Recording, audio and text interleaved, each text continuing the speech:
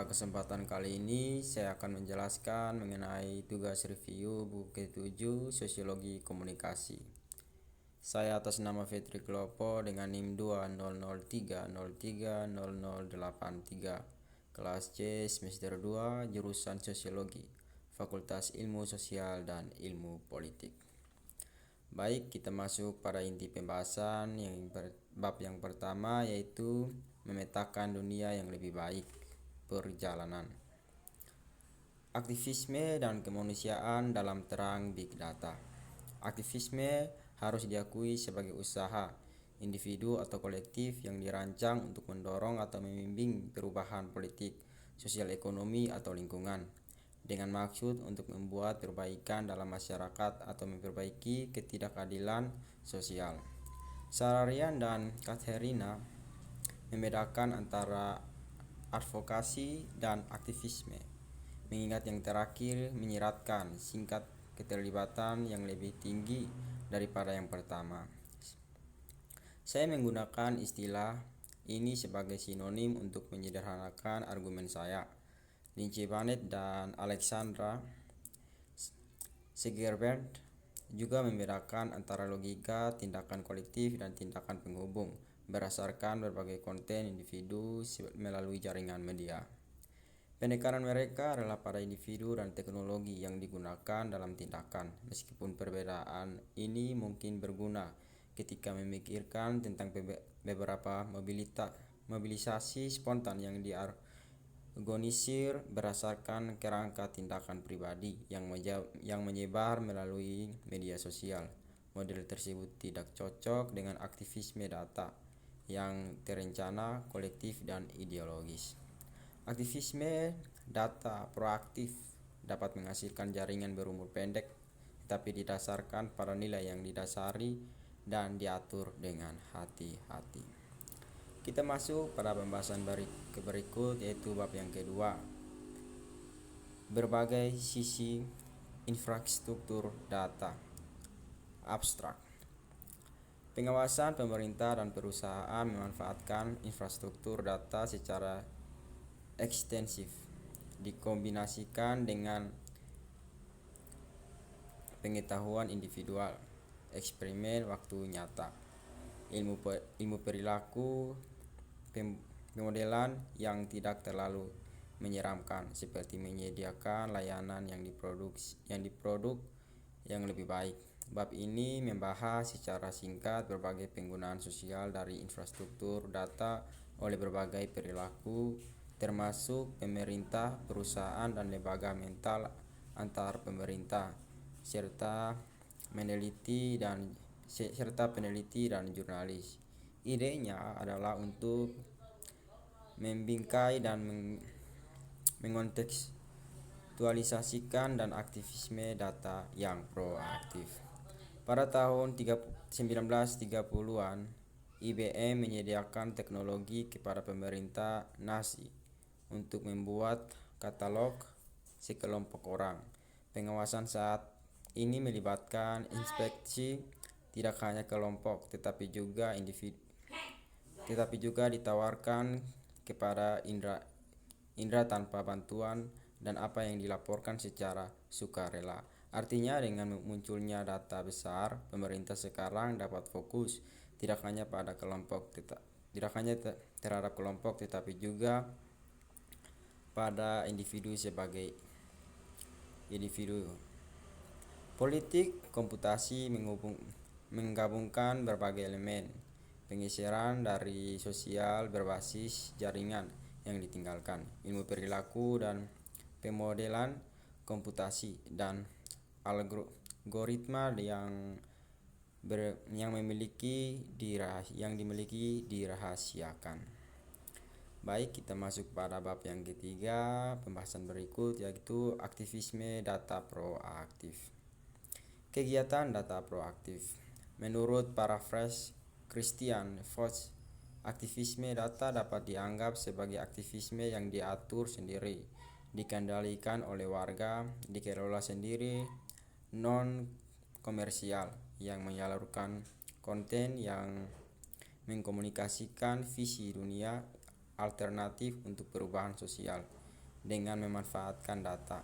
Infrastruktur ini diperiksa dan di sini dari perspektif tindakan komunikatif, jurnalisme, media alternatif, dan studi hubungan internasional.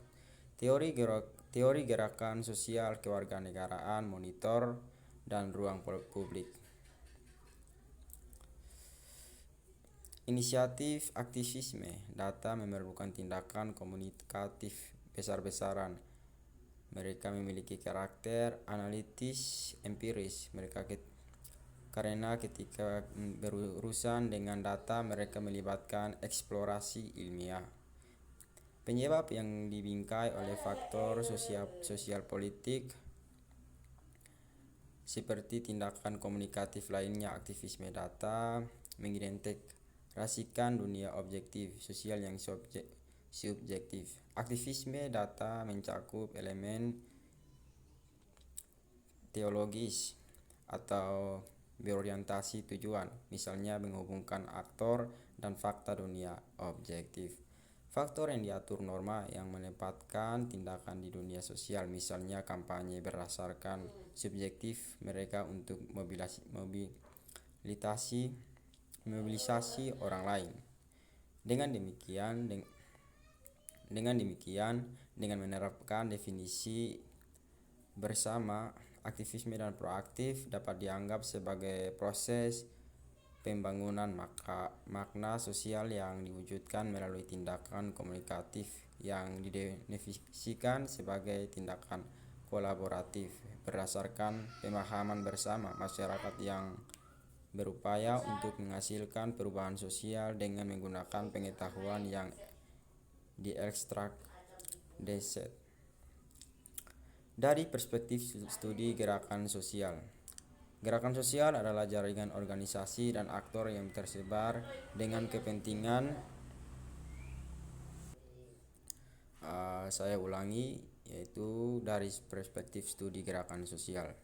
Gerakan sosial adalah jaringan organisasi dan aktor yang tersebar dengan kepentingan yang sama, terorganisir namun informal dan horizontal, yang terlibat dalam hubungan konfliktual dan lawan menggunakan cara yang tidak konvensional, terkait dalam sistem informal dan berbagai intensitas kolektif untuk perubahan sosial. Gerakan sosial menghasilkan bahan mentah untuk gerakan massa untuk masa depan dengan menciptakan pengetahuan politik yang dapat dimanfaatkan oleh para pemrotes di masa depan, meninggalkan ikatan sosial yang dapat digunakan untuk memicu upaya baru dan menghasilkan suara moral. Alain Touraine menjelaskan gerakan sosial dalam kaitannya dengan kapitalisme sebagai kapasitas untuk mobilisasi besar-besaran para penerima upah dan konsumen yang tidak puas. Ini penting karena banyak inisiatif berbasis data tampaknya diharapkan untuk memperbaiki bentuk-bentuk pengucilan sosiologi ekonomi yang telah diciptakan oleh globalisasi. Touraine awalnya mencari tanda-tanda gerakan sosial yang bersatu, berbeda dari yang mewakili pemberontakan kelas antara pekerja dan pemilik. Salah satu gerakan sosial yang luas adalah World Social, yang muncul sebagai antitesis dan World Economic Forum pada tahun 2001. Pengaruhnya signifikan. Namun sejak tahun 2006 dan seterusnya, gerakan ini menjadi desentralisasi dan ketenarannya mulai memudar. Di negara-negara maju, krisis keuangan yang dimulai pada tahun 2007 memaksa para aktor sosial untuk melihat-lihat lingkungan terdekat mereka lebih dekat dan menarik daripada arena global, dengan fokus pada dilema lokal yang ditimbulkan oleh pengangguran, distribusi kekayaan yang tidak adil, langkah-langkah penghematan, pembusukan layanan publik, dan penggusuran besar-besaran, melahirkan gerakan-gerakan sosial lainnya yang bersifat global namun bersifat lokal. Kita masuk pada pembahasan berikut, yaitu data crowdsourcing dan pemetaan untuk humanitarisme.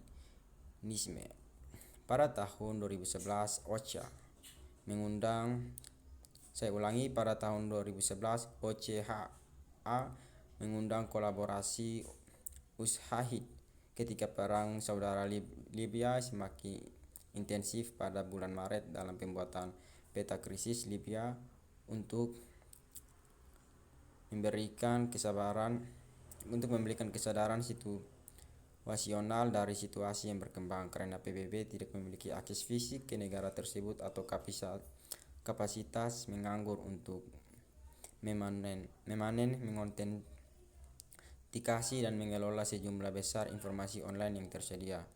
Andrei Verity, pejabat manajemen informasi OCHA, mengatakan ada tiga bidang inti dari kolaborasi ini yang telah mempengaruhi badan PBB ini: kecepatan menghasilkan dan menangani informasi di tahap awal keadaan darurat, koordinasi yang lebih antara tim manajemen informasi di OCHA dan relawan yang mengatur dirinya sendiri, dan perubahan budaya yang berasal dari penggunaan perangkat lunak non-standar PBB untuk dapat bekerja dengan sukarelawan eksternal.